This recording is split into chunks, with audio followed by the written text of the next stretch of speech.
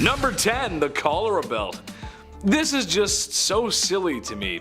While the Victorian era seems like a long time ago, it's really only like 3 to 4 people ago. So yeah, your grandparents or maybe even your great-grandparents could have experienced a life like this. As we all know, disease was rampant back then, and thank God we're a little less gross now, am I right? Well, cholera was quite the tummy bug going around back then, causing upset stomach, indigestion, and the Oregon Trail's favorite, diarrhea. Ooh, no thanks. So the people of Victorian times came up with something that, well, wasn't only functional, but fashionable too. Very nice. The cholera belt was a piece of red fabric that was to be wrapped around the belly to keep you warm. That's because people thought having a cold belly caused cholera. Because yeah, that definitely gives you cholera. Yeah, for sure. Yeah. That's what does it. It's not. It's a sickness. It's a virus. Number 9. Scheele's Arsenic Green. For some reason, green was all the rage back in Victorian times. I'm not sure why. I'm personally not a fan of green, but except for the green screen. We love that. I know you guys can't see that, but I love the green screen. When I was a paint mixer, sometimes people would bring up the wildest colors for me to mix, and they weren't for art projects. They were for walls. So weird, but I digress. There was a common color back then called Scheele's Green. It was made in a lab by a spooky, scary Swedish guy named Scheele. Go figure. This color was used in everything: dresses, fabric, paint, you name it. The trouble is, it was a compound of copper and arsenic. Therefore, it was toxic and caused a lot of harm. It also had links to cancer. For example, when Napoleon was banished to St. Helena, the walls of the house he was staying in were painted with shades of Scheele. Eee, that's not good. Pretty sure he died of stomach cancer too, so there's a connection there. Number 8. Lash Lure. Turning the calendars back to 1933, the year FM radios and drive-in movie theaters were introduced, and as well as the horrifying and deadly mascara, Lash Lure. This 1930s cosmetic contained a chemical p-phenylenediamine. That's how you know it's bad, when you can't even pronounce the thing. This mascara left blisters all over your face, your eyelids, the whole thing. It was really bad. There was eventually a death in 1933. One woman sadly developed an infection, a bacterial infection, and then passed away. It was so bad that later that year, her before and after photos were used in an FDA display titled The Chamber of Horrors. It was a horrible incident, but a good way to get the attention from higher-ups so something like this never happens again. Lash Lure was then the first product in history that was removed from stores entirely, so it worked. We're in the middle of something kind of similar now, I think. Cigarette packages have those horrible side effects to smoking right there on the packaging. The girl with the face. Could we see the day smoking is outlawed? I don't know, I feel like we're close. It's caused quite a few more deaths than Lash Lure, that's all I'm saying. Number 7. Bad toothpaste. Doramad toothpaste was advertised in the 1920s. The ad shows a blonde lady with a lovely smile, some would even say glowing. Right below reads Doramad radioactive toothpaste. Radioactive toothpaste. That sounds bad. I've played enough Fallout to know that radioactive toothpaste probably isn't a great product, especially to put in and around your mouth. It even loudly advertises its radioactive ingredients. Can you imagine this? Increase the defense of teeth and gums. The cells are loaded with new life energy. Good gums don't bleed, they actually glow. That last one I made up, but you can't tell, right? How insane is this? This secret ingredient to shinier smiles and brighter futures was thorium. The god of thunder does not brush with thorium. He uses it to polish his hammer. Yeah, it's very toxic. Number 6. Aniline dye. In 1856, William Henry Perkin was trying to create an anti-malaria drug using aniline. After all, the British were spending an awful lot of time in foreign nations doing as the British do and needed a cure to keep doing what they do. Well, he did not find a cure for malaria, but he did discover it makes a very lovely dye that makes deep reds, purples, and black. You need that for the funerals. Naturally, this picked up a lot of steam and began to be used in everything from socks to shoe polish. Yeah, I know, right? Trouble is, once people got enough exposure to the clothing with aniline dye, their skin would go red, itchy, inflamed, and was known for causing really bad headaches. That's because it would absorb to their skin and poison their blood. That sounds pretty actually, I don't want that. Number 5. Zinc chlorine coats. This one's bad, man, but it was stopped before it became a trend, thank God. Picture this, it's Victorian London and you're but a humble city servant. Your job is to clean the streets. One night it begins to rain, as it is known to do in England. I hear it rains there a lot, I don't know. And the city provides these humble men with coats that have a zinc chloride layer. in the fabric. It was supposed to protect against rain and wetness and whatnot. A lot of chemistry in this video, but some might already guess that this was a bad idea. Zinc chloride is not only corrosive, but water soluble. So, after a shift in the rain, a lot of these men came back with really nasty chemical burns. And no, they didn't have emergency showers like in Heisenberg's RV. They didn't have that, or your high school chemistry class. It was really bad. They stopped it immediately, because that's really bad. Number 4, asbestos fabrics. Chris will like this, he'll remember these. Picture this, it's 2004. It's Saturday afternoon and your dad just got finished watching an episode of Trucks. Nice. And now you have control over the TV remote. Saturday morning cartoons, here we come. I used to love the Kirby Show, he's one of my favorites. I love that guy.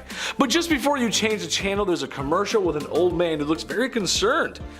And he says, "Have you been affected by mesothelioma and or because of exposure to asbestos? Then you may be qualified for compensation." I believe it went something like that. Maybe I should call Saul Goodman. Where's he when you need him?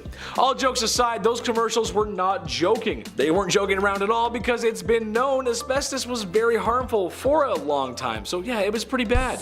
Victorian times were no different. Mostly used in things to protect from heat or fire, and while it did do the job somewhat, it was very harmful for the lungs. And like the old man says in the commercial, it could be cancerous, hence mesothelioma. I said it right there. I said it the first time when I was impersonating him, and now I can't say it. Mesothelioma. There it is, mesothelioma. Number 3, radium makeup. Okay, sure. I'll give you that radiation and radioactive materials were pretty much being discovered and barely understood for the time. Okay, sure. It was new. Look at Madame Curie. Tragic story there. So when the very interesting radium was discovered, it got thrown into everything because, yeah, why not? Radium makeup, radium watches, you name it, radium was in it. While at first exposure to radium, you'd be fine, not too much to worry about. However, after years of direct physical contact on the skin, yikes, there's going to be a problem. It's radioactive. It's the reason why you shouldn't get too many X-rays. Not that it's radium, I'm just saying radiation in general is not good for you. Not much to explain in this one except it was used and manufactured in women's makeup and they used it, and I'm sorry, that's just rough. Number 2, mercury hats. Mercury was nothing new in the medical field in Victorian times. It had been used in ancient China for a long time before that. And yes, it was poisonous. It was harmful to you. However, in Victorian times, some hats included mercury in their production process. Now, why is that so bad? Well, because mercury makes you go insane. Hence why they called it Mad Hatter's disease. I could not think of a worse name for a disease. Now, not that it's a fashion point, but this was also readily used for treating syphilis at the time. So something that's readily available for the public and health would wind up in closed production. It makes sense. If there's a lot of it, sure, it makes a lot of sense.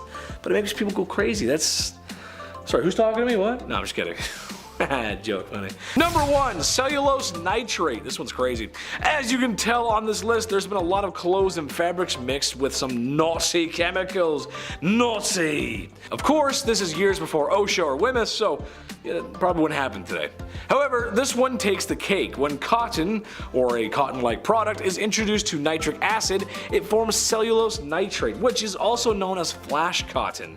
Not because it takes its shirt off at an edgy concert, but because I cannot stress this enough how unstable and flammable it really is.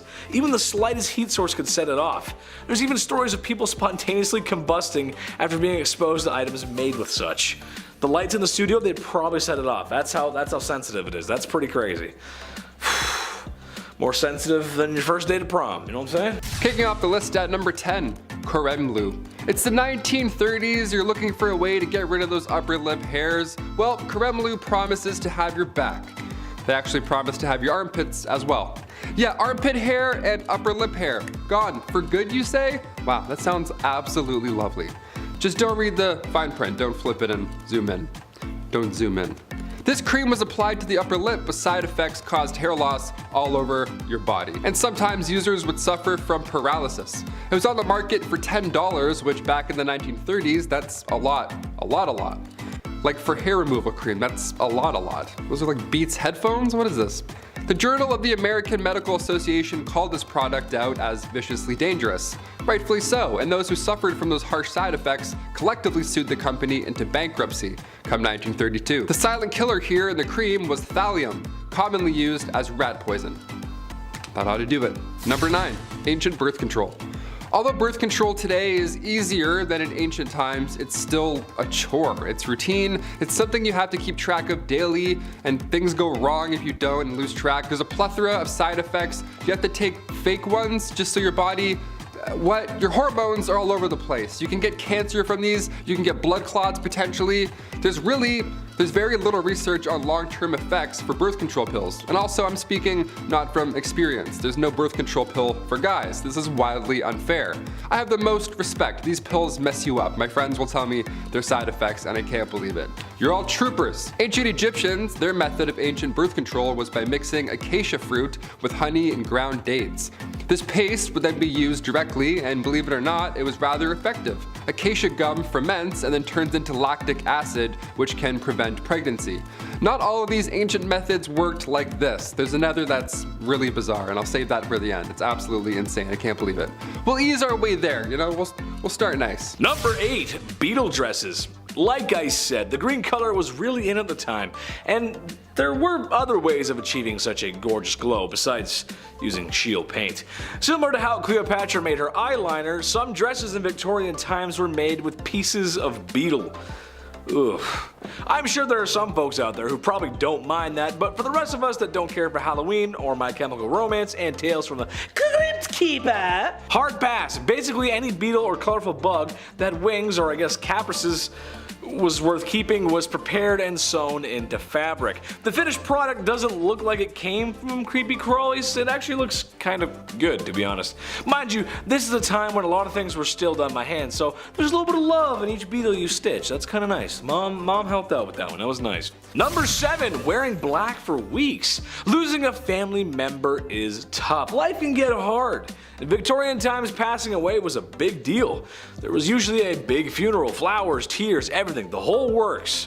The crazy part is, you were expected to wear black, or mourning clothes as they were called, thought to be an outward expression of one's emotions and feelings. However, it's not like that one funeral of the distant uncle you had, where as soon as you got home you ripped off your suit and hopped on Call of Duty to see what your friends are doing. Oh, on the contrary, my ninja diffusing friends, because in Victorian times, your search and destroy matches would require you to wear those black mourning clothes for a long time. Sometimes even weeks and months on end. Queen Victoria wore hers for years after her husband passed, and it was odd to see her in anything but black. That's a weird story. That's crazy. Number 6, Gorad's cream. Once advertised as a magic beautifier, doesn't that sound like a neat time? Gorad's Oriental Cream hit the market back in 1936. This cream was supposed to freshen up your skin, make you look lighter, younger, whatever Paul Rudd's doing, whatever his secret is. We're still trying to figure that one out. That sort of thing. But instead, this skin cream had one user ending up in a book that's very Chamber of Horrors style. This magic ingredient that was meant to magically make you beautiful had some magic mercury in it. Not something you want on your face, yeah, at all. The results were haunting. This woman had soon developed black gums, her teeth loosened, and dark rings appeared around her eyes and even her neck. Mercury poisoning is not fun. Number 5, moss. We're halfway through, and I'll say it again. I'll remind you all again, I have the utmost respect for you ladies. As a guy doing this list and writing this list, I mean, the things you had to craft back then and then, put, oh my lord.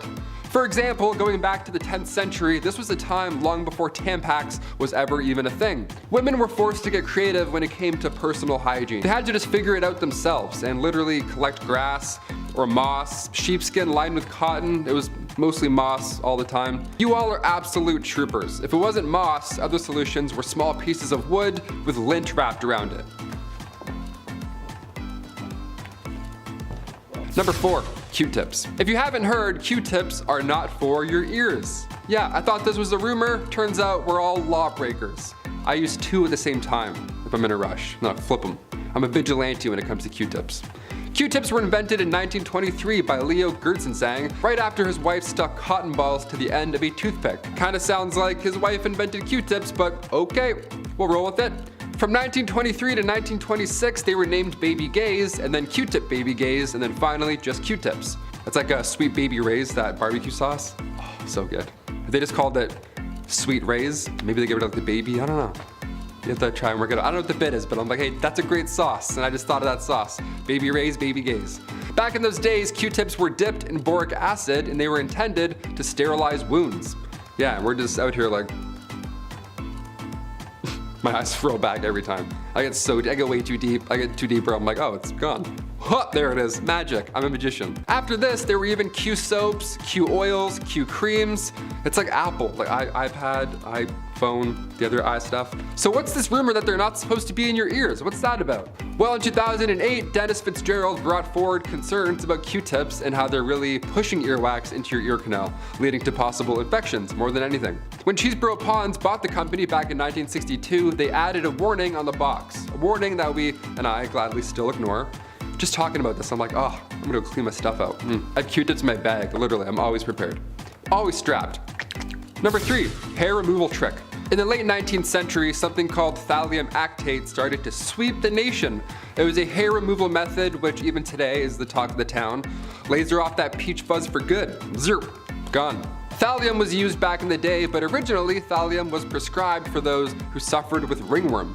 But even so, thallium didn't do anything per se about the ringworm, it just caused the patient's hair to fall off.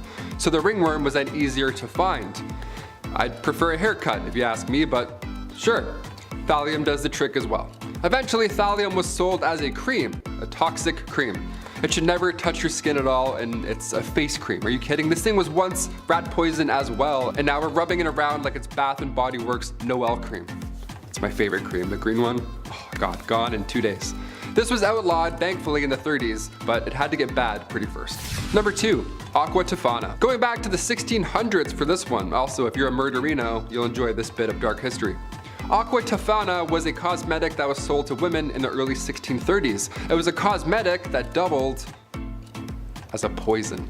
Yeah, sneaky, right? Some Assassin's Creed going on here. The origins of this deadly cosmetic that was sold and responsible for around like 600 deaths is pretty wild. So back in 1632, 2 women, Francesca Lasarda and Teofana D'Amato, they both created this poison. They worked together and created it so that when their husbands kissed them on the cheek, they would then be poisoned. But eventually Teofana was caught and executed for her crimes, but her recipe carried on through her daughter, Julia Tofana.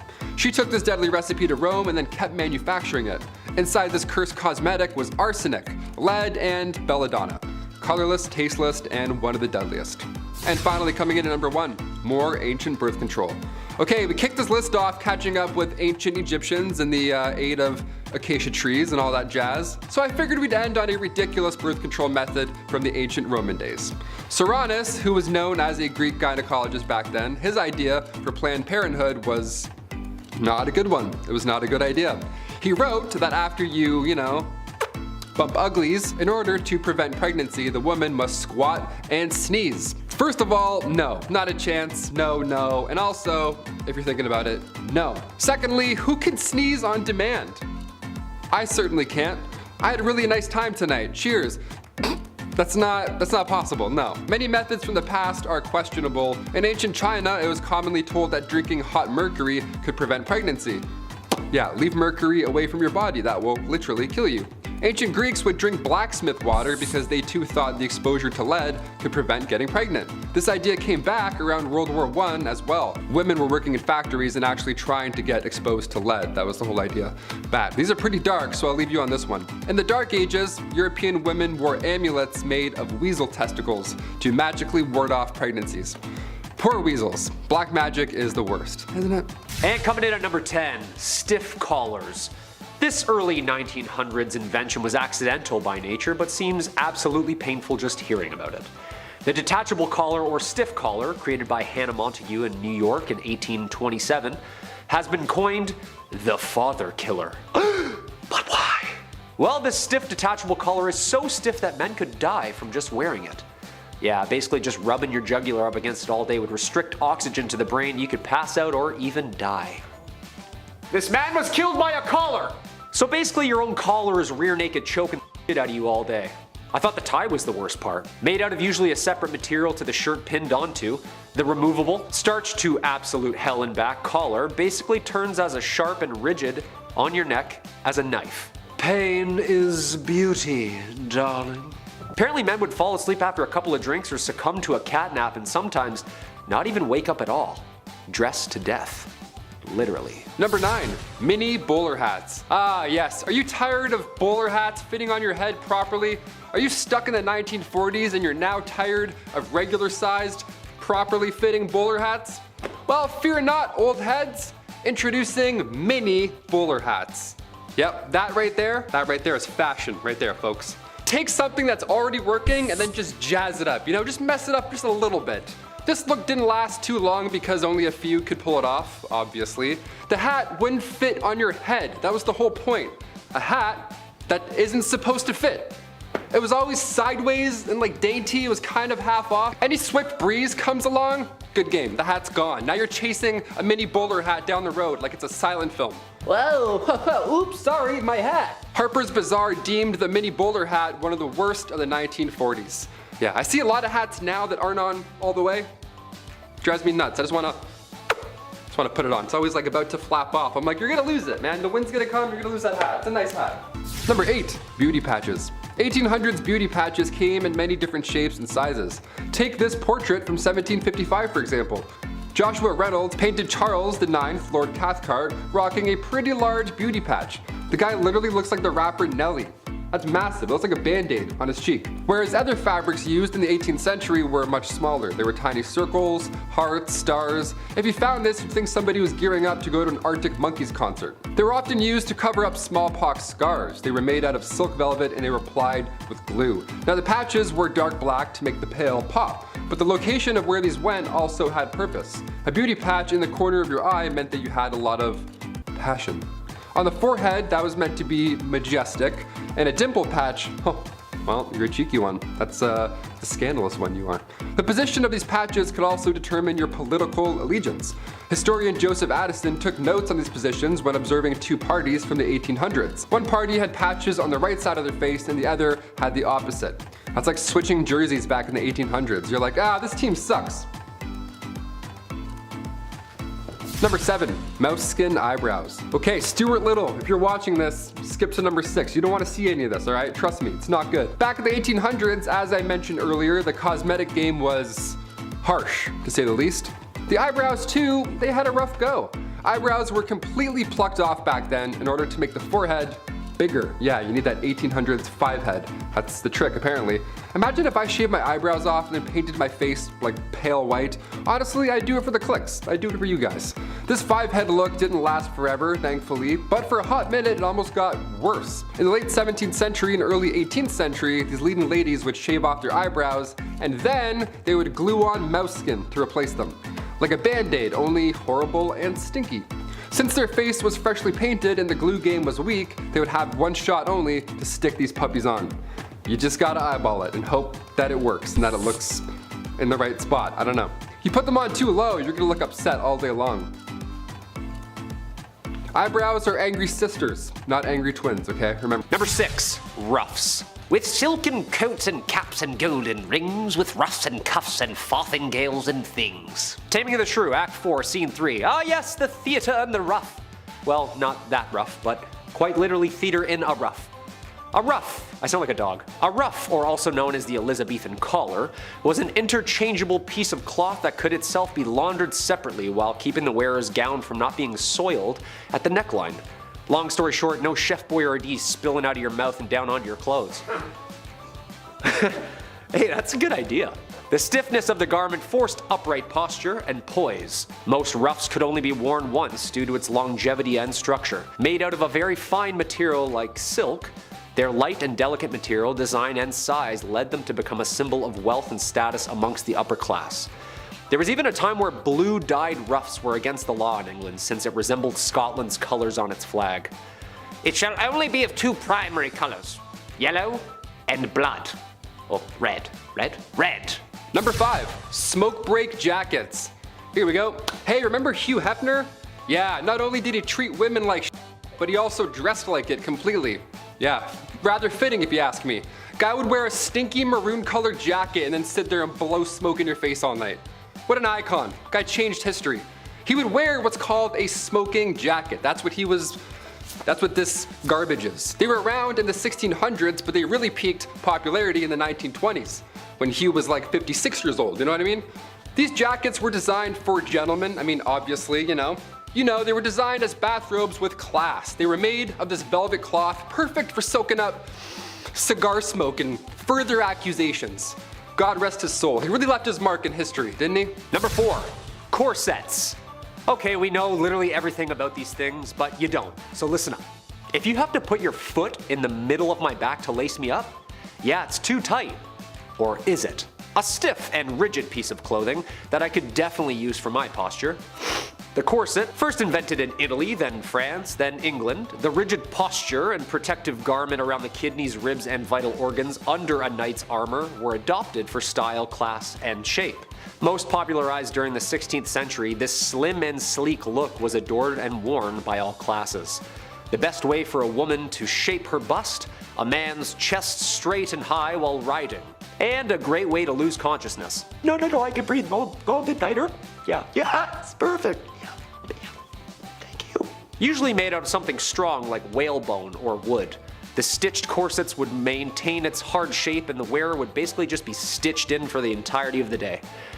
That sounds comfortable. Number 3, hammer pants. Okay, look, Kyle and I were on a dance team or two growing up. We get it. Baggy pants, extra zippers, zippers that don't even have pockets, pockets that are far too shallow to hold even that of a chapstick.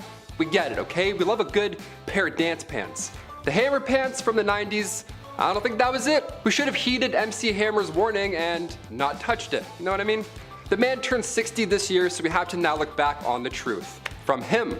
MC Hammer himself has made it very clear. He says, quote, "Don't call them parachute pants. I detest the term." End quote. Yeah, man of few words, but you know what? When you sing that many songs, you don't need to speak anymore. Obviously, MC Hammer didn't invent this style, but it's funny to see him act like he did. You know what I mean? These types of trousers initially appeared in Persia, India, and Turkey thousands of years ago, but we love your bangers, MC Hammer. All 3. Number 2, belladonna drops. Growing up with bad vision, I've had some pretty weird things shoved into my eyes. Dirty fingers, drops, but never a scoop of berry jam. Nah, I kinda missed out on that one, I guess. Okay, maybe not jam, but the belladonna berries, though very toxic, had an unusual role in beauty standards in medieval Europe. Upon squishing this doughy-eyed remedy into your sockets, the person's, usually women's eyes, would dilate, resulting in huge, doughy puppy dog eyes, just running around town with blurred vision like you're about to get ophthalmologisted.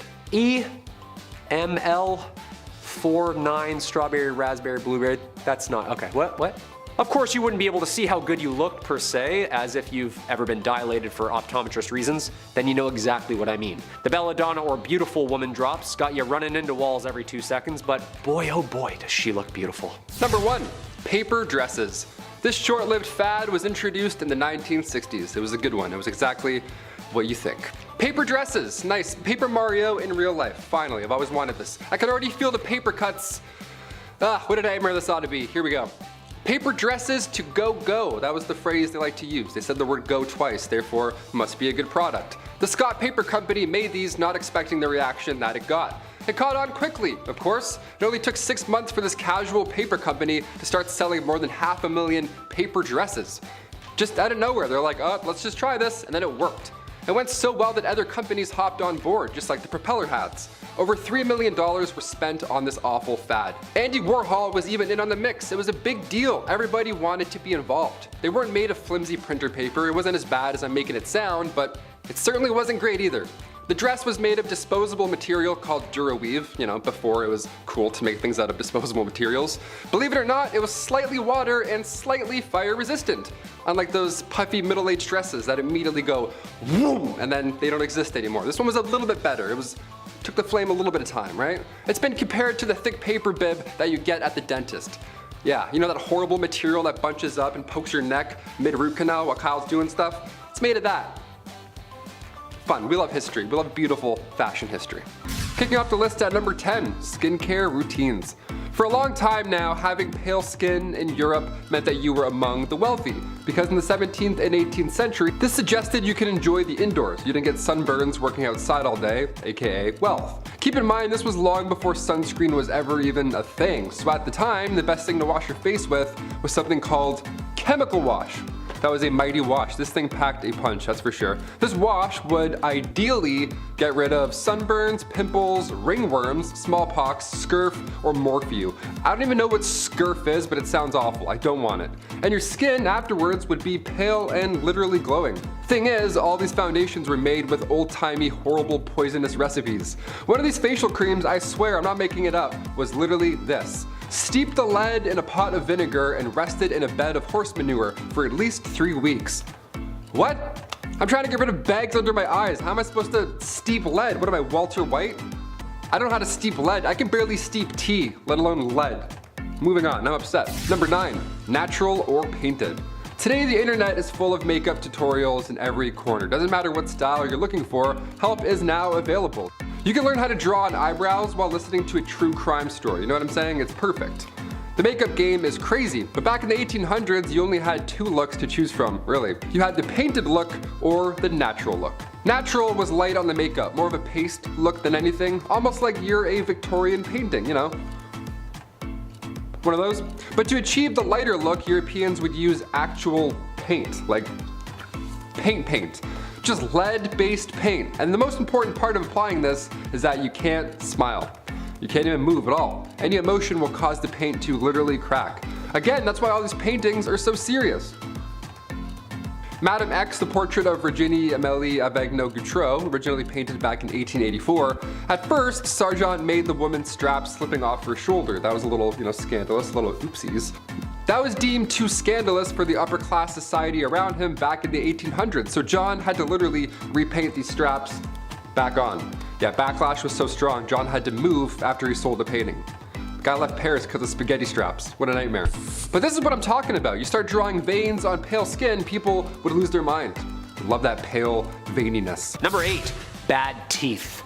If you've had a couple root canals like me and enjoy the taste and feel of your tongue ripped to shreds after a big old bag of sours, well, then this one's for you. Opposed to the nice clean white smile we all strive for today, back then the sight of bad teeth was actually, well, charming. It usually meant you had a lot of money. Ah, those disgusting peasants and their hygiene.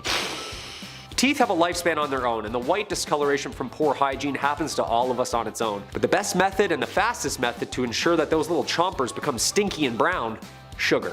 Which, if you were living anywhere between the 12th and 19th century, was very expensive and really hard to come by. So why the fashion craze? Well, it's got multiple purposes. For instance, in Southeast Asian cultures, blackening one's teeth, or the Japanese ohaguro, was seen as both a beauty standard and a tooth preserver. This process would happen by coating the teeth in a mixture of goop, usually made out of iron, vinegar, and vegetable tannin to dye the teeth black. Queen Elizabeth is a great example of this beauty standard. She would basically just smash a sugar goop into her mouth every day to purposely destroy her teeth. The more infected and discolored the teeth, the better. Ew. Number 7, propeller hats. Okay, I'm coming for hats in this video, it seems. Sorry about that. Propeller hats in Super Mario, very practical. A lot of Goombas, sudden gusts of wind, plus a few warp pipes. You're gonna need a lift or two, right? Fair. The summer of 1947, not that windy, folks. Not windy enough for propeller hats, I'll tell you that for free. Why are teens in the 40s wearing airport runway anemometers on their heads? Why? We don't need to know the wind velocity outside, just go eat some ice cream. Well, it started with a cartoonist named Ray Faraday Nelson. See, he used this propeller hat in a cartoon, and then later on at a sci-fi convention, he had the cartoon there with a real-life propeller hat. And everyone was like, what, how? How did he just do that? This of course swept the nation, just like the fidget spinner. Brands made their own versions, they hopped on the trend quickly. So quick in fact that Nelson never had time to even secure a patent for this new, fresh idea. Yeah, it was too late. He didn't get a dime from the hats, and we didn't get the gift of solo flight. So let's call it even, right? For that. Number 6, lip paint. Red lips always lie, especially when you don't know that ammonia is mixed in with it. How jolly. Back in the Victorian era, the pale look, red lips, beauty marks, you were trying to look like a literal queen. That was the whole point. So women in the 1800s would either make their own compound themselves, which didn't work obviously, or if they had some money, they would buy some. The main ingredient in these days were not ideal. Crushed up insects, which already could cause allergic reactions when applied to your lips, but the ammonia mixed in really put the nail in the coffin at that point. Ammonia and crushed bugs? What am I, Oogie Boogie? What am I making here? What am I applying? Number 5, corsets. I can't even imagine how hard it was to wear one of these. Like, I have no chest. I'm just a diving board, and already this is a nightmare. I can't even imagine. The Victorian corset, okay. Tiny waist, curves, look, the whole thing. Obviously, this was horrible for your body. Just looking at this, you're like, ugh. Your ribs would literally slowly deform, as well as your spine misaligning. But instead of talking about how horrible this obvious one was, let's talk about that corset duel from 1836. Yeah, have you heard about this? That's a real thing. Hungarian Princess Pauline von Metternich was married to Prince Clemens. She had to marry her uncle when she was 20 back in the 1850s, so surprise, surprise, she was a little unhappy. Weird, right? So since the marriage began, her husband, he was involved in numerous affairs. He liked going after actresses or singers, whatever. He barely paid any attention to her. That is until, she started to have fun in life. Then he's like, ugh, what are you doing? Yeah, once she got over this gross prince, she had a great time. She drank, she smoked, she defied convention, but most notably, her duel in the summer of 1892. She challenged another royal, a countess, to a duel in nothing but a corset. How badass is that? To this day, it's not yet determined who won per se, but a princess dueling in the dark after some drinks? Yeah, that should be a musical. Forget Frozen. I want to watch this on DVD. Let's go. Number 4, deadly nightshade. Macbeth's soldiers used deadly nightshade to poison their enemies. And during the Victorian age, women would apply nightshade to their eyes, just so they look nice. Awesome, so this is horrible. Let's talk about it. The pupils would become larger after this, okay? That was the whole point of putting poison in your eyeballs. The thing that makes deadly nightshade so commonly known is the sweetness of the berries. Have you ever been outside and you see a berry and like 30% of you really wants to eat that berry? Well, curiosity kills. Deadly nightshade can be found in Europe, Asia, and Africa. It grows purple flowers in groups of 3, along with those inviting purple berries. Just 2 to 4 berries can kill a human being, so don't. When in doubt, just don't eat them. And the flower as well. Don't ingest this, you'll get poisoned. And also, don't put any near your eyeballs, in this century or the next. Number 3, bustles. So while corsets are one nightmare, bustles are just an entirely new thing. Tiny waist wasn't enough, eh? Had to get big old dump trucks as well? These Victorian folks went hard in the paint. Figuratively and literally, I guess. Bustles were also known as the Grecian bend. Big old booty bend, that's it. It came to town in the 1870s and it took the idea of wearing a cage as a skirt to just having the back part extend out. Ah yes, an update, an upgrade, I guess. Then the fabric was draped behind the butt. Hope you don't like sitting down ever, because that's obviously not an option. Corsets would move your organs around slowly, and bustles would slowly damage your back. So let's leave this one in the 1800s. I think that's probably for the best. Number 2, red lead redemption. Look, I'm pretty new to skincare routines, but I'm trying, okay? I'm trying to get rid of these bags under my eyes. I'm trying to sleep and drink water, all that jazz. Back in the 18th century, those bags under your eyes were a lot harder to get rid of. Lead mixed with vinegar, this would make you look more pale. If I used this, I would literally be a ghost. I would just be invisible. You would just hear a voice in a green screen right now. In the 18th century, that pale look was ideal, but this lead vinegar mix also smoothed out your face. So what could go wrong, right? Queen Elizabeth I used cosmetics containing lead, mercury, and arsenic. Those powerful 3 things you don't want anywhere near your face. Yeah, arsenic too, the same deadly poison that took out George III and Napoleon Bonaparte. Just the worst ingredients in the 1800s cosmetics game, really. The Agency for Toxic Substances and Disease Registry has arsenic on its priority list of hazardous substances. Toxic metal exposure is still an issue we're facing today in this century, so I hope this is eye-opening. Sans poison eye drops, I hope it's eye-opening. And finally, coming in at number 1, deodorant. What did people even do before Old Spice? Before that guy was born, how did we know how to smell good? What did we know how to do? Deodorant was first introduced to the public back in the late 1800s, and it was called Mum. It was a cream that used zinc oxide, and it was stored in metal, cold containers. That's just nothing like Speed Stick at all. It's not discreet in any way, shape, or form. It wasn't long until the first antiperspirant came along right after it. It was called Everdry, and it was always damp, ironically, and it would always burn your underarms. It literally would eat through your clothes. I think at that point, I'd rather smell bad. Like, let me have rashes, let my face look horrible, let the bags show. I'd rather do all that than any of this. This is horrible. Number 10, no lice. You know in elementary school when they would check everyone for lice and one poor sucker had to get their head shaved and walk around as that bald kid for like a month? and would probably get bullied? Well, that ain't gonna happen back in ancient Egypt, because everyone shaved their heads to avoid lice back then, and priests would shave their whole bodies, just like Michael Phelps. Instead of having actual hair of their own, they would wear wigs. Wigs sometimes made of human hair. That honestly was a lot better in that harsh desert sun. Lice and other little pests like that, like fleas, were not wanted. And yeah, they still aren't, but it led to some honestly interesting solutions. For example, a warm potion of date meal and water was believed to drive away fleas and lice. They would use cat's fat to keep away mice, I made a rhyme, and one that probably actually did something was when they used a solution of natron, water, and salt in their humble abodes to eliminate and repel fleas. Number 9. Ancient sunscreen. As soon as summer comes around, game over. I burn so easily. That's why I'm a fan of winter. I don't have to keep applying sunscreen to my face all day, all night, and feel like I'm about to faint, obviously.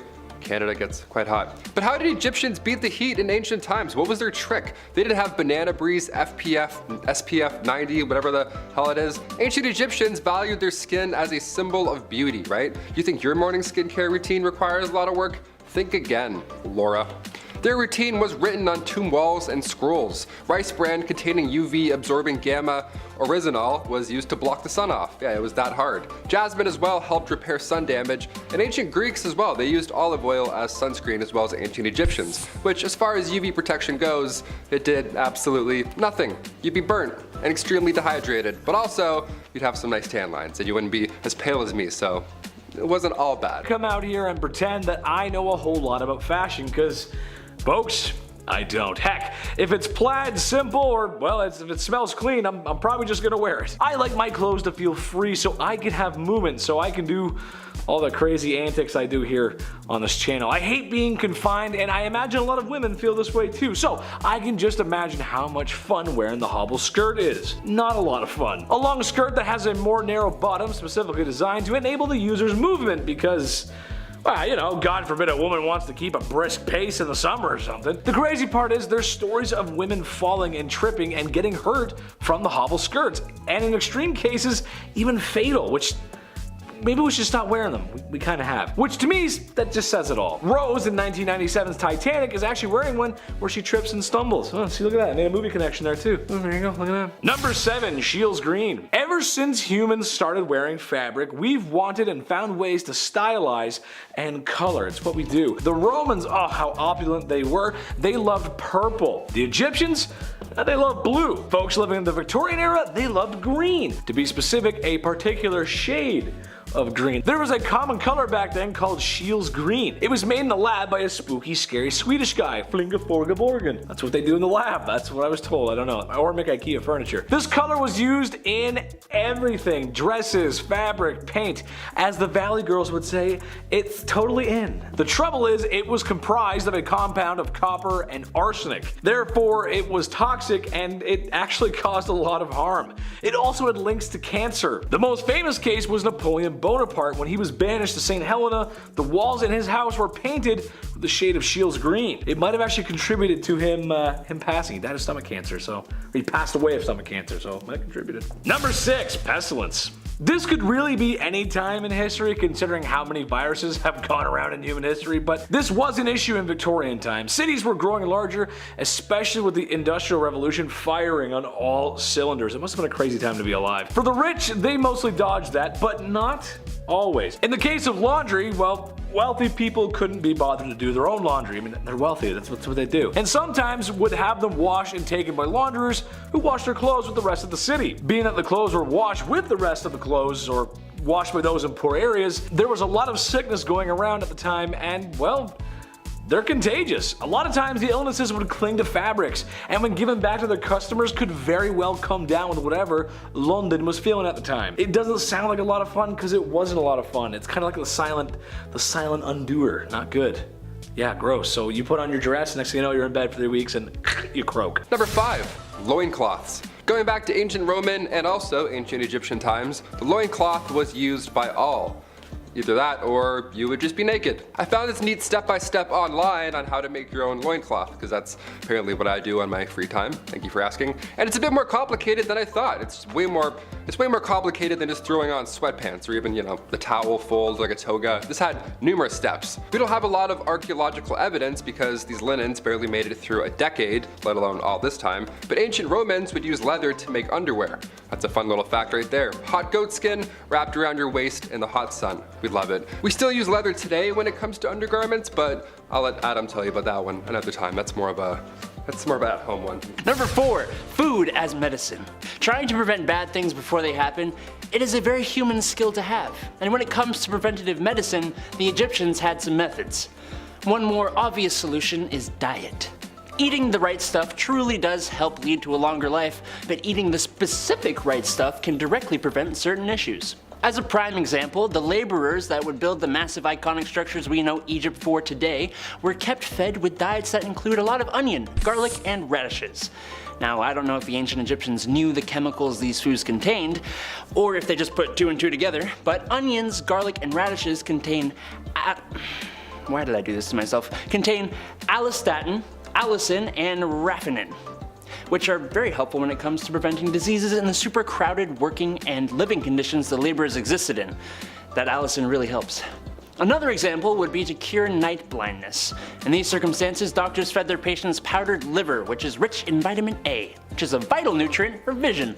Again, I don't know if they knew it contained that specific thing, or if they were just like, I eat liver and I can see better. Discovery! Number 3, acne. Ancient Egyptians came up with an interesting method to getting rid of those pimples. Now, this was long before Dr. Pimple Popper was ever a thing, and physicians back then discussed pimples as such. Ready for this? They called them these elevated spots, with black tops that can plague your skin for 4 to 5 years. But by squeezing said spots, you force out the maggot inside. Yeah, blackheads were referred to as maggots. That's what they thought they were back then. Imagine your partner, hey, can you get this pimple on my back? Yeah, I think I got some maggots, thanks. No thank you. That's pretty horrible. That's a horrible reference. They would refer to severe cases of acne as maggots that lie in a bed of roses. I would faint. I would be so sick. If a physician told me I had maggots that lie in a bed of roses anywhere on my body, I would throw up. I'd pass out. I'd be so upset. Dermatological disorders were thought to be human skin taking on the properties of animals. Yeah, you have common acne? Maybe you're turning into a pigeon. Who knows?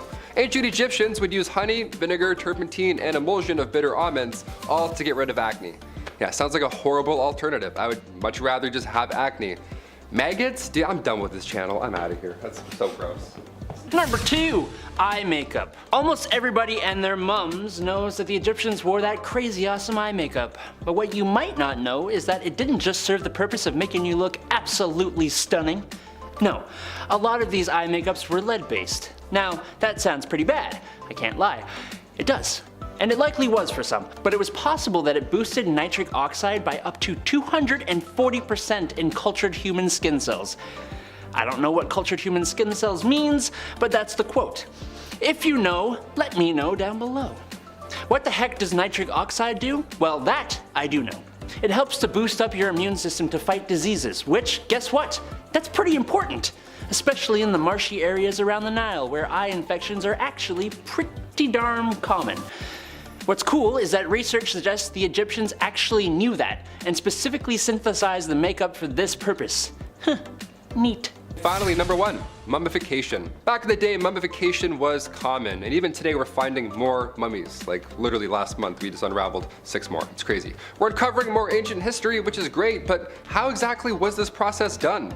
We're talking about back maggots and stuff. What did they think about this? How did this even begin to be a thing? Well, it wasn't cheap for starters. Being mummified was reserved for the rich. It's a pretty brutal process as well. What you would do is you would put a hook, they would put a hook in your nose after you'd passed away, and then they would pull out your brain and all that just squishy stuff, just out all through this thing right here. And then they would cut the left side of the stomach open, remove all those goods, all the organs, boom, see ya, gone. And while those are drying, you would put your lungs and liver in jars. And then you would put the heart back in the body.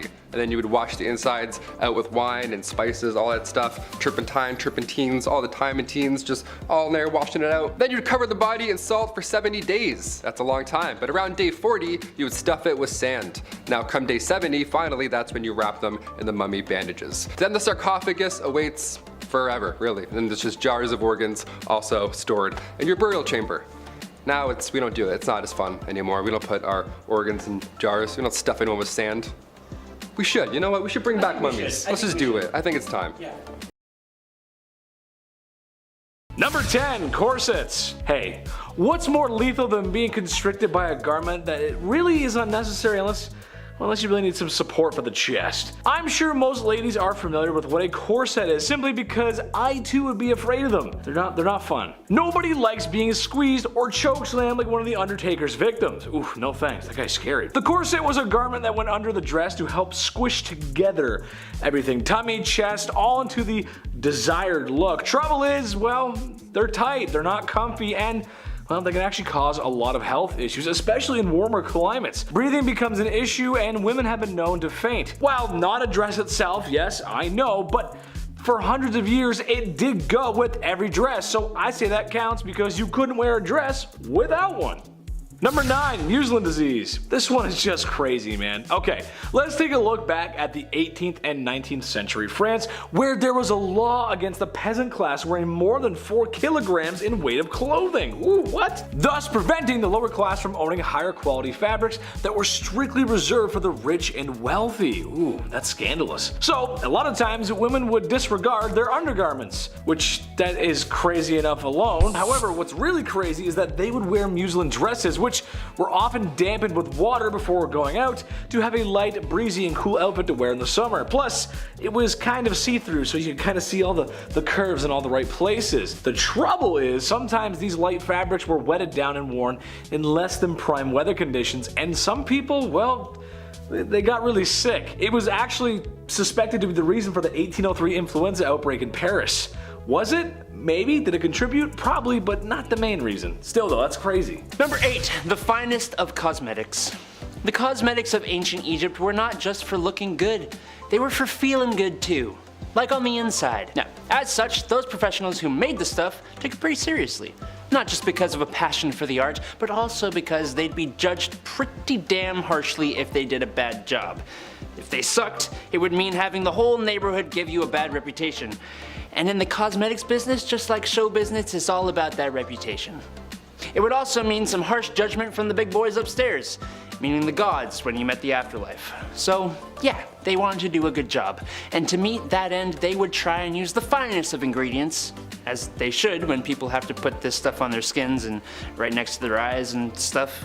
Number 7, deodorant. Before the Old Spice guy was born, what did people even do to smell good? What happened? Deodorant was actually first introduced to the public back in the late 1800s. It was called Mum. It was a cream that used zinc oxide. It was stored in a metal container, nothing like Speed Stick at all. It wasn't discreet or anything. It was bad. But ancient Egyptians, even worse. They had to use ostrich eggs when it came to smelling good in the pits. They made perfumes as well and were among the first to use any type of deodorant, so that's a pretty good start. Thank you so much, ancient Egyptians. Hence the ostrich egg factor. They had to start somewhere. They mixed a little fat, tamarisk, tortoise shell, and then nuts, and bam, there you go, you're ready for the day, just pop it on. Another method was a little more yummy than the ostrich eggs and nuts method. Egyptians would use porridge balls. Yeah, flavored porridge rolled up and securely tucked under your arms. Honestly, that seems like a better alternative. Sometimes when you put antiperspirants like deodorant on, it gets like it all crumbles apart. It's like feta cheese all of a sudden. You're like, what happened to this stick? I would rather have porridge balls than just call it a day. Boom. Number 6, get this man a Tic Tac or something. Just like I use mints to cure my nasty tea breath, which I argue is worse than coffee breath, the ancient Egyptians used breath mints to keep things fresh. Honestly, they actually sound kinda good. Frankincense, cinnamon, melon, pine seeds, and cashews put together, ground up, and bound together in candy using honey. Just heat that bad boy over the fire and let it cool, and boom, breath mints. I like it. I like it a lot. These breath mints would be made commercially by those fine cosmeticians and dentists. Or they could even be made at home. Some archaeological finds of bowls, jars, and other dishes suggest that they may have been candy dishes that would hold the lovely tasting little suckers. Always gotta keep things fun, fresh, and flirty back in ancient Egypt. And breath mints would certainly help you do the trick.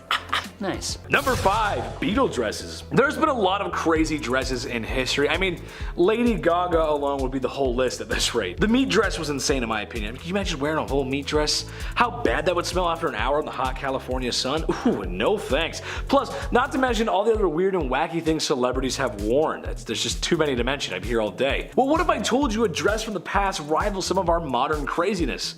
Hard to believe. There was a trend in the 19th century to sew beetle carapaces right into their dresses. That's the hard stuff on the bugs and the vertebrae and all that gross stuff. Ooh, gross things. Similar to how women of ancient Egypt would crush the colorful bugs up to make a makeup, these were sewn into the dresses to make some sort of weird, freaky, colorful embroidery. And to be fair, it looks good, but I'll pass. What are you wearing tonight? I'm wearing the cockroaches I found in my basement. Oh, yes.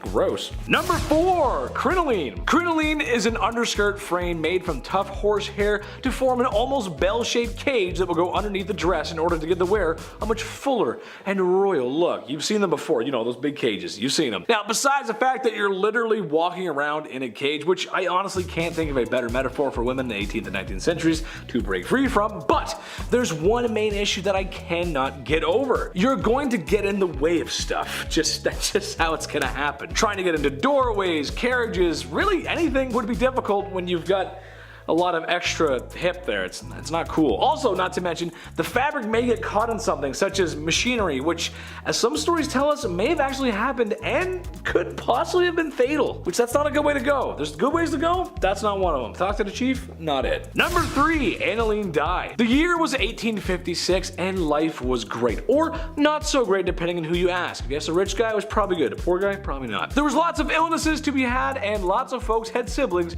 who perished young from being ill. Everyone's got a story like, my sister, right, she never made it, but she never made it, she's not here anymore. Anyway, William Henry Perkin was a man on a mission to cure as many illnesses as he could. Many imperial soldiers were feeling a lot of those illnesses at the time, specifically malaria. He was trying to create an anti-malaria drug using aniline. Well, he did not find a cure for malaria, but he did discover it makes a very lovely dye. So, task failed successfully, I guess. It was a dye that makes deep reds, purples, and even black. Ooh, naturally this picked up a lot of steam. Or paint roller, I guess, because dye, funny color. Haha, good joke. Anyway, and it began to be used in everything from socks to shoe polish. The trouble is, once people got enough exposure to clothing with aniline dye, their skin would go red, itchy, and severely inflamed, and was known for causing really bad headaches. That's because it would absorb through their skin and their bloodstream and poison their blood. That's bad. That's not good. We don't like that here. Sure, there's bad outfits out there, but blood poisoning? Yeesh. Ugh, no thanks. Number 2, cellulose nitrate. You take some nitric acid, you take some sulfuric acid, you mix it together and run it through some flammable material or a medium such as cotton, and bada bing, bada boom, literally you got yourself some cellulose nitrate. The process was commonly done on clothes back in the late 19th century, which is just an awful idea. Some people might think it's because you're wearing volatile compounds, which is very true. That's very true. But imagine a warehouse full of garments treated with this stuff. Uh-oh, not good. Especially considering how unstable it is. Chemistry fans will agree with me when I say while it's different, it's actually very similar to nitroglycerin, which was used to detonate large rocks and pathways when the railroads were being built across the nations. Canada and the US, of course, I'm talking about. It wasn't good. A lot of people got hurt in that one. Wasn't good. Number 1, the revenge dress. We've talked about a lot of naughty stuff on this list and on this channel, so it's time for some levity. What's the deadliest dress out there? Well, that would have to be Princess Diana's revenge dress. Ooh. Worn by Princess Diana after her husband Prince Charles publicly admitted to an affair.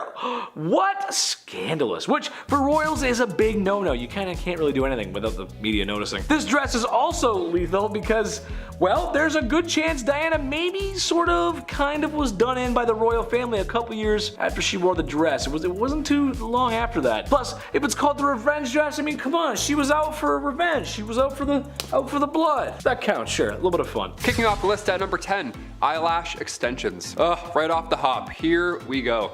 Nowadays, beauty products are safer, they're made in a cleaner way. We're going the right direction when it comes to putting things on or around our eyes. You know, thank God.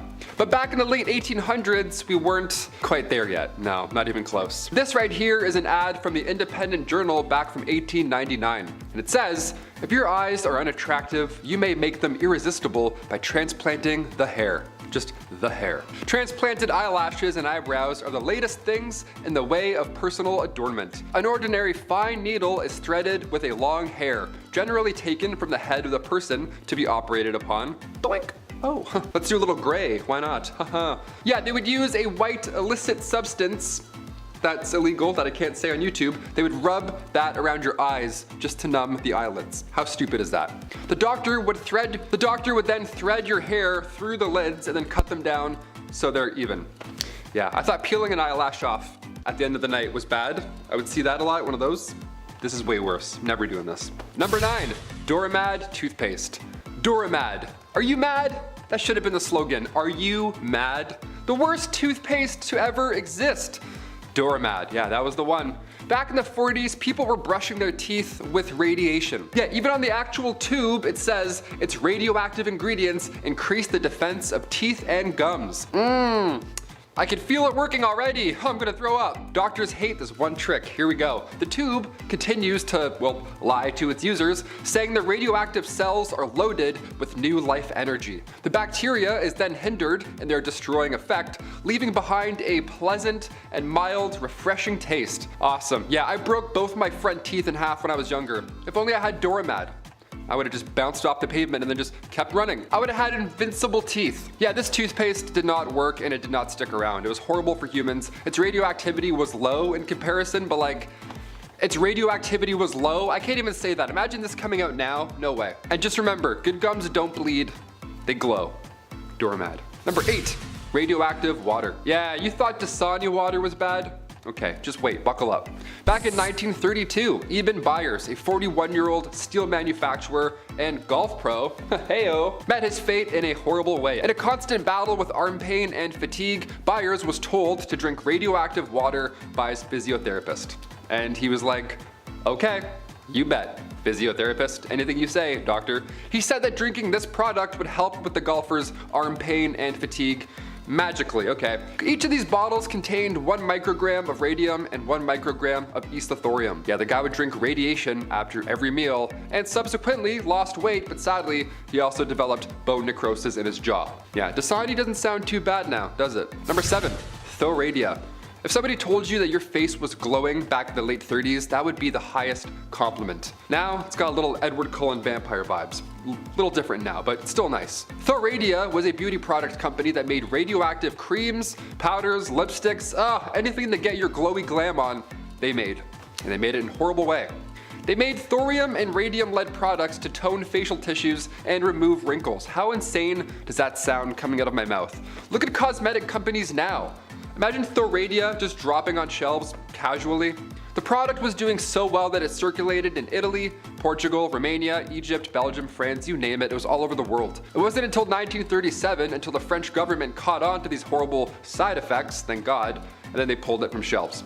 Imagine seeing a friend and they're literally glowing, vampire for sure, or radiation. Number 6, the tricho system. I was talking about plucking my unibrow the other day. I was really going in on that, so we had to throw this one in. Instead of plucking your eyebrows in the late 1920s, you would ideally want to use the tricho system to remove any, unwanted hair. This device was booming back in the 20s. Hair salons had to have this system. And come 1925, there were over 75 tricho systems installed in beauty shops all around. And what you would do is you would sit at this large desk, face a small window for a few minutes, and boom, just like that, hair gone. Yeah, just 20 quick visits to your local tricho system and then boom, then your hair is magically gone. Just 20 visits. Easy, you have the time of the day, right? Their trick here was X-ray technology directly on their face. Not a bright idea. So 4 years later, in 1929, tricho system side effects were so well known, being ulcers, carcinoma, keratosis, death. This was not the solution you wanted, so again, pulled from stores. Number 5, tooth removal. Here, I found this quote from a dentist in the medieval period who would travel from town to town. Take some newts, by some called lizards, and those nasty beetles which are found in fens during the summertime. Calcine them in an iron pot and make a powder thereof. Wet the forefinger of the right hand, insert it in the powder, and apply to the tooth frequently, refraining from spitting it off. When the tooth will fall away without pain, it is proven. Hey, if it is proven, who am I to say otherwise? Just some lowly YouTube host. If you weren't using your Newton beetle powder to remove your tooth, then it looks like you're going the much more old-fashioned tooth-pulling route. And that was much, much worse. They had rudimentary anesthetics that was possibly used then, but you had to worry about bleeding and infection. I think I'll stick with my beetle newt powder. Number 4, Rejuvenique mask.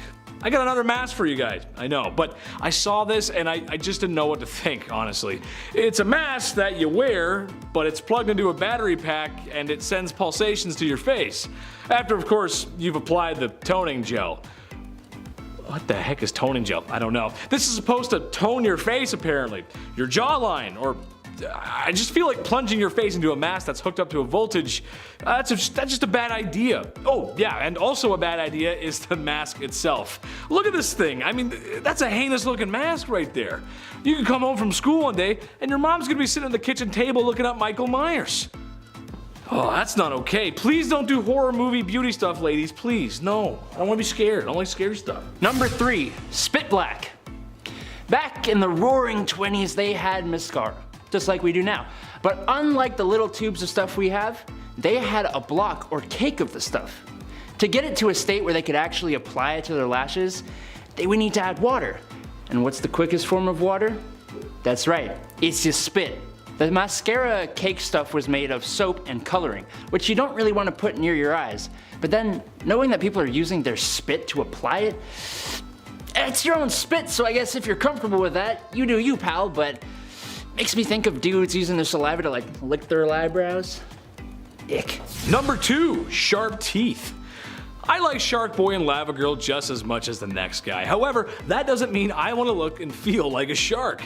This one just creeps me out. I don't hate the dentist, but I think everyone can agree with me that teeth getting drilled is just uncomfortable. It just kind of sucks. Especially if there's like powdered tooth in your mouth. That's just the worst. It's kind of gross too. I don't know. Well, what I do know, however, is that there are some cultures out there where the ladies get their teeth sharpened or filed. Oh yes, and there ain't no dentist office there either.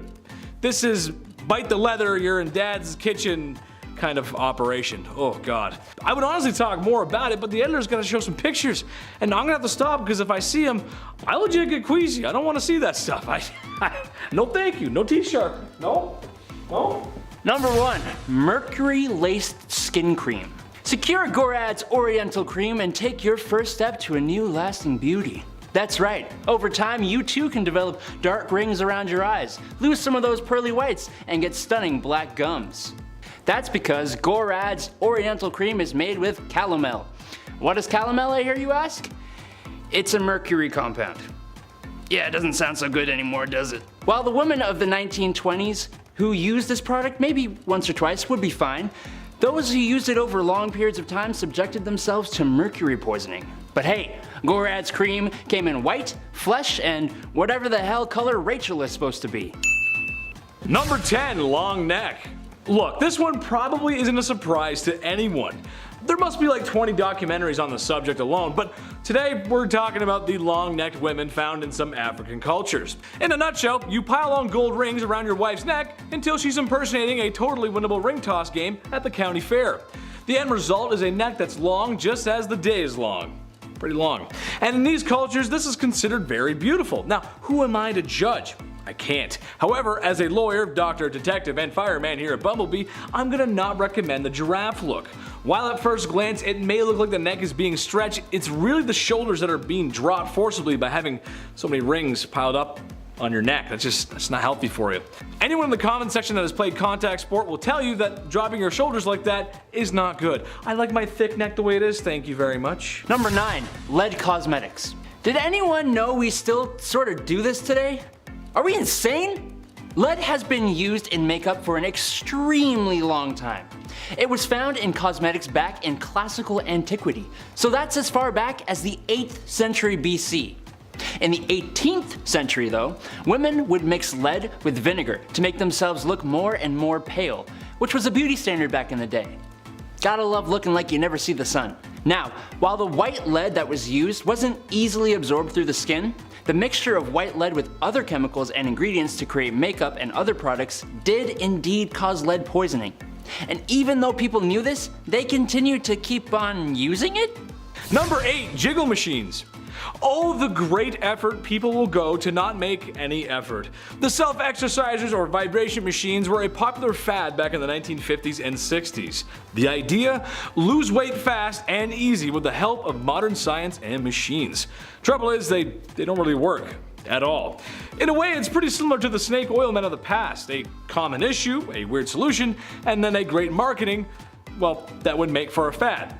Someone had to just make bank on it, I know they did. I mean, I get the appeal.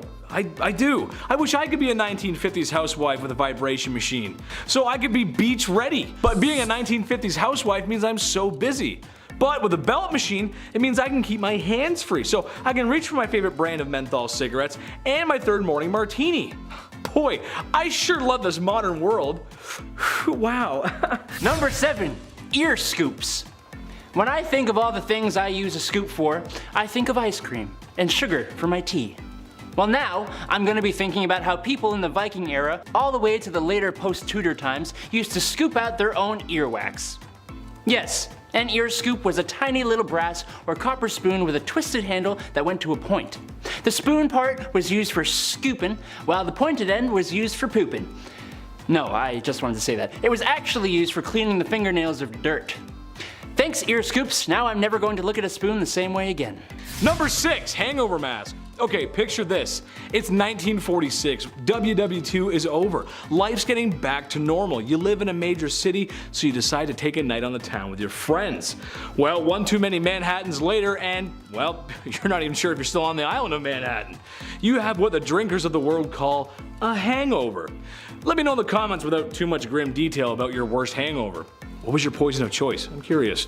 Many men and ladies have found themselves in bad places in the morning after so many drinks, only if there was something to cure said hangover. Well, ladies, you're in luck. The hangover mask aims to cure that. It's basically just a mask with plastic ice cubes. However, I'm gonna get a little personal and say that every hangover I've ever had, I didn't need a face mask. I needed some water. And a bucket since the bathroom was too far away. I don't know why would your face need to be cold? I don't really understand that part. I don't know. Number 5, Gorad's cream. Gorad's Oriental Cream hit the market back in 1936. This cream was supposed to, freshen up your skin, make you look lighter, younger, tighter, whatever Paul Rudd's doing. But instead, this skin cream had one user ending up in a book that's very, Chamber of Horror styles. Just what not to do in terms of cosmetics and bad stuff. This magic ingredient was meant to magically make you beautiful, and it had some magic mercury inside the product. It was horrible. Not something you want on your face ever. Mercury, no fun. I don't recommend. 0 out of 5, my friend. The results were haunting. This woman had soon developed black gums, her teeth loosened, and dark rings appeared around her eyes. It was haunting. It's called mercury poisoning, and it's not fun. Number 4, fluoroscope. A proper measurement of the foot is the first step to a healthier lifestyle. If you're off by half a size in either width or length, you're setting yourself up for future problems. So when x-rays started being used to properly measure up family foot sizes in shoe stores, well, it sounded like an ideal start to an otherwise exhausting process. I worked in a shoe store while I was in school, so I get it, The amount of stinky feet I've had to measure up with that really cold metal thing, no thank you. Gross. So in comes this new fluoroscope technology, right? Measure your feet, but make it cool, make it futuristic, right? Make it technological. This began in the 1920s. Everybody used these things. It was completely normal. And by the time the 40s rolled around, scientists were now concerned about the radiation level emitting off these machines, and eventually they too were banned. They're also really intimidating to look at. There's a speedometer on it, for some reason. It doesn't look like an easy thing. It looks scary. It looks like a saw trap, you know what I mean? Number 3, thallium. In the late 19th century, something called thallium acetate started to sweep the nation. It was a hair removal method, but originally thallium was prescribed for those who suffered with ringworm. Just in case you got both, here you go. So yeah, now we're getting a little concerned historically. Even so, thallium didn't do anything about said ringworm. That in itself was already a failed product. It made patients' hair fall off, so the ringworm was easier to find. doesn't actually help the issue, just makes it easier to find, I guess. So I guess that's helpful. I don't know, it's still bad. Eventually, thallium was sold by itself as a cream. It's very toxic, it should never touch your skin. This was once rat poison, historically, and then humans were then rubbing it around on their heads casually. That's insane. This was outlawed in the 30s, thankfully, but the fact that this was ever sold in history just baffles me. This whole list baffles me. Number 2. Aqua Tofana. I love this one. Going back to the 1600s for this one. If you're a murderino, you know this one already. It's a good one. Aqua Tofana was a cosmetic that was sold to women back in the early 1600s. It was a cosmetic that also doubled down as a poison. Yeah, some naughty stuff going on here. The origins of said deadly cosmetic that was sold and, responsible for around 600 deaths is pretty wild. Back in 1632, two women, Francesca Lasarda and Tafiana D'Amato, they both created this poison so that when their husbands kissed them on the cheek, they would then be poisoned from the cream that they put on, right? This was a time where women were treated horribly, right? Like even worse than now, you know what I mean? Like, I was gonna say a time where women had less rights, but I'm like, we're actually getting worse historically, so who knows? But eventually, Tofana was caught and executed for her crimes, but her recipe lived on. Her recipe carried on through her daughter, Julia Tofana. She took this deadly recipe to Rome and kept manufacturing it. Pretty badass, I'm not gonna lie. I mean, obviously it's horrible in so many ways, but I'm like, yeah. That's pretty smart, I think. Like if she was a villain in a Sherlock Holmes movie, we'd love her. Know what I mean? Inside this cursed cosmetic was arsenic, lead, and belladonna. Colorless, tasteless, and one of the deadliest. And finally, number 1, Vita Radium Suppositories.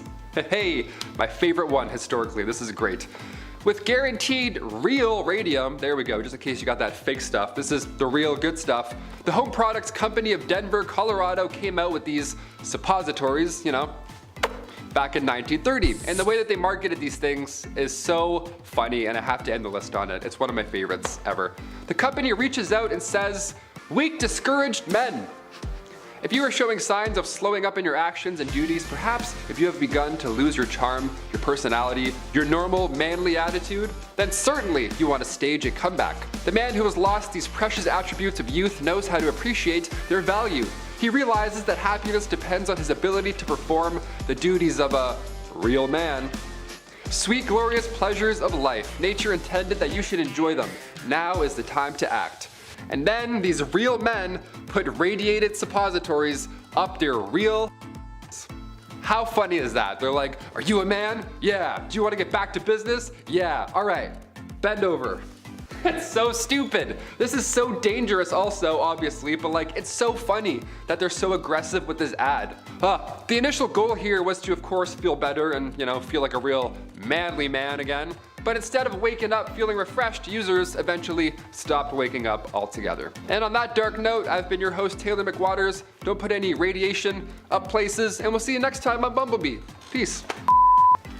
It's always like, their feet just goes, their bare foot just sticks off of it. So gross. Middle of July. Hate it. Oh no.